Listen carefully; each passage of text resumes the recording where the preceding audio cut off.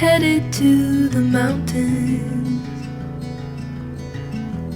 I'll be back in a week or two. Don't you try to reach me, 'cause I won't pick up for you. I've got some things I need to do. I come here in October 1979. I found this place by accident and decided to camp here. 30 years later, still here. Oh, I'm headed to the mountains, where the air is sweet and new. Don't you try to reach me, 'cause I don't want to talk to you. I've got to do this on my own. I need to build myself a home. It was meant to be a base camp. My girlfriend at the time was a mountaineer, and she wanted to go in the mountains in the winter. And this was up in the snow, so it was also a free place to be. Yeah.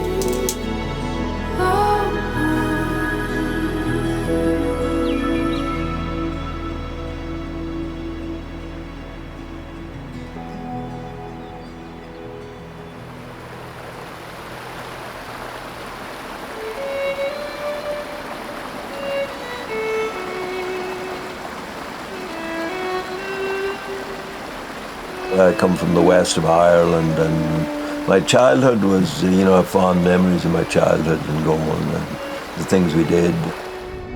When I come to Canada first, me and my sister and brother, we went to work for this Dutch family.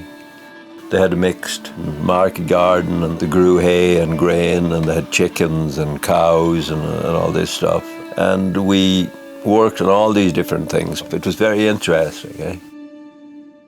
My fondest memory of my childhood and farming was when the farmer, he went down to Toronto and come back with a truckload of Italian women to work harvesting in the fields, and they were fun. That was so beautiful, and the people were so amazing, so kind and positive and easy going about what they did. They weren't just like stressed out about the work or anything like that. We moved away from that part of Ontario, and we moved down closer to Toronto, and we went to work in a market garden that was already being industrialized. It was like long rows of like one thing, like green onions, and we had to plant all of them, like kids out there. So it was totally monotonous. We were just robots.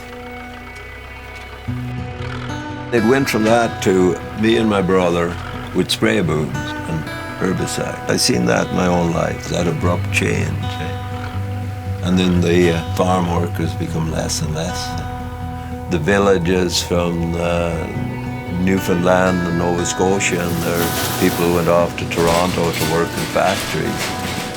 And that's supposed to be a good thing, as far as society is concerned, Thousands of pots, thousands of pans, items for thousands of kitchens.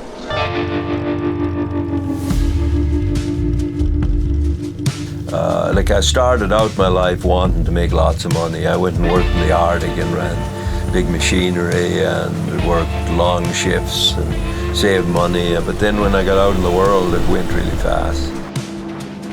And any amount of it, I got that this is just playing figures for the government, It's not very effective, and it justifies cutting down more forests. So I decided I'm going to try not to have to do this. I started traveling, and I went to San Francisco in 1969. Just blew the hole in my whole idea of what life was all about. I was drinking a lot of beer, and just people I ran into, and I ran into this youngster guy from California. He was a gun runner in Central America, and he had a big car with diplomatic plates on it and all that. When I went to South America, I end up in jail in Panama with this guy because he was drunk and I was driving his car, and some taxi driver tried to make us hit him, and so this Jack guy gets out and starts shooting at the taxi driver. So of course we got locked up. And my cell partner was getting ready for execution. You know, I had no idea what was going to happen. My first thought is I have to get out of here.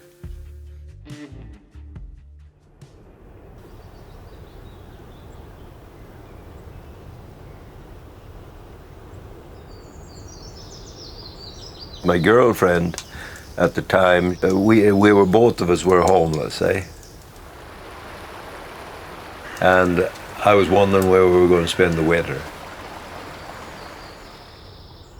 I come here one time to help somebody get firewood. There was an old clear cut and all the trees were down, but it was so beautiful, the panorama of the mountains and the lake and all that, that I said, oh, that'd be a nice place to live. I brought my girlfriend up here, and I was just wanting to see how she felt about the place, and she was just totally amazed by the place. Back then I could really work hard, eh? And we wanted to make it so it wasn't really visible or whatever, because it was on Crown land. So I started digging down here, and she helped me, and we made that little downstairs place with a stove. I cut off a 45-gallon drum and put a hole for a lid and put it on the ground. That was our fire for the winter. And was putting the roof on the snow.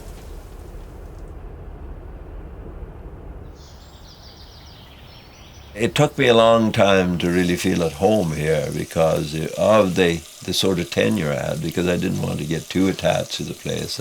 I didn't know how it was going to go. I never did. I still don't, you know.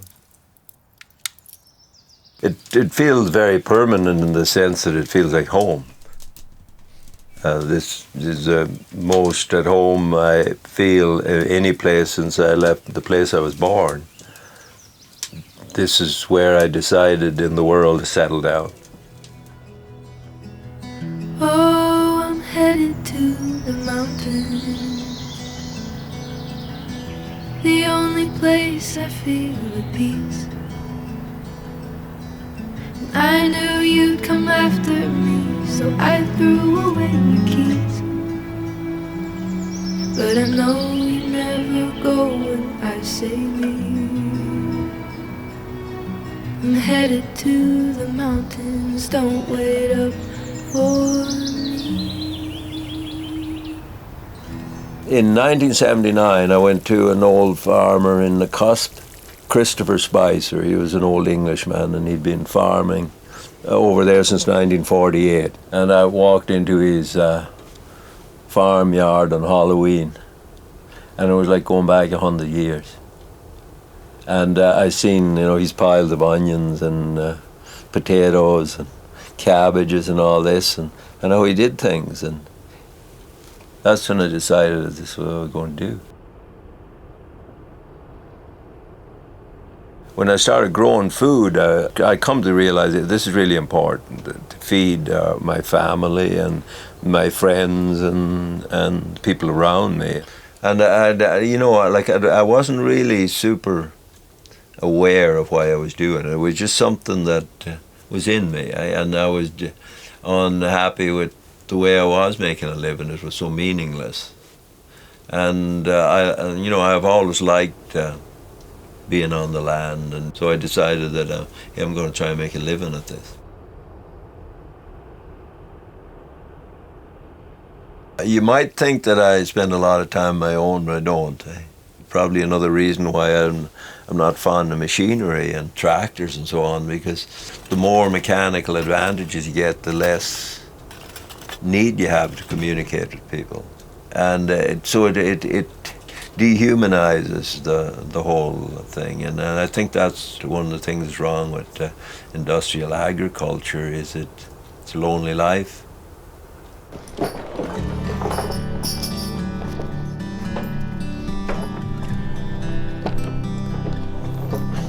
The whole picture of working horses, it takes a lot of care and devotion or whatever, you know. You have to be careful of not getting upset and angry and all this. And you have to pay way more attention. When you say whoa, it doesn't mean you have the handbrake or emergency brake on. Whoa, whoa, whoa, whoa. Easy. Easy. You can't just drift off. And it's physically demanding. Whoa. And I'm an old man, and I suppose if I had spent the last 20-some years sitting on a tractor, I wouldn't be as strong as I am today.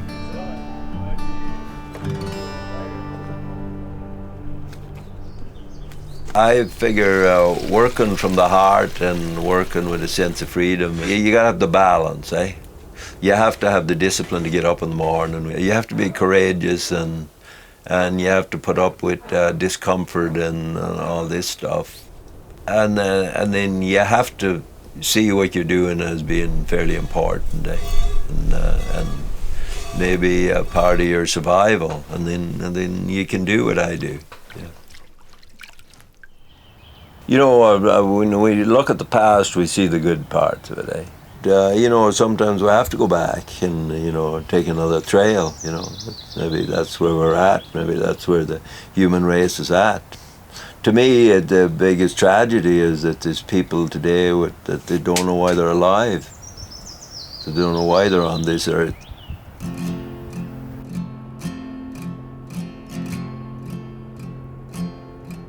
I think as I got older, I got, you know, when things become clear to you what motivates you. You get more honest with who you are and your limits and all that. Someday I maybe decide that, hey, I've had enough. You know, like you're arm wrestling and you figure, well, I can't beat him and he can't beat me, so let's give up. When I was on the Yukon River, I met this old man that was drifting down the river, and he was probably in his 80s. And he must have been an iron worker or something like that, and he built himself a canoe out of 45-gallon barrels welded together, like cut in half, with an outrigger on it. And it was almost like he was getting free of whatever it was, so that he could end his life in a dignified way or something. That always intrigued me, that old man had the courage to do that, because a lot of people look for the comfort of being cared for and all this, but he was doing what I thought was heroic. Yeah. My favorite poem about getting old and going down hard is Dylan Thomas. His rage against the dying of the light. That you don't want to get old. You don't want to die. So that's probably the way I'll go down.